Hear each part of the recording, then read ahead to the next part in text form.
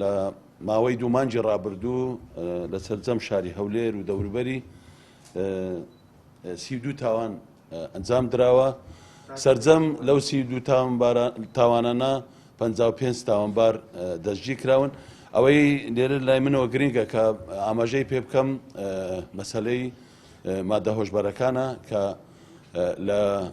لەو ماوەیە توانراوە کە 11 تاوانبار دەستگیر بکرێن لە 4 تاوانی مادە هۆشبەرەکان بنبڕکردنی ئەو تاوانە و ئەو مادە ترسناکە هۆکارەکانیشی دەگەڕێتەوە بۆ بارودۆخی ئەمڕۆی عێراق وە سنوورەکان و لە هەمان کاتیش هەوڵدانە بۆ زیاتر کۆنتترۆلکردنی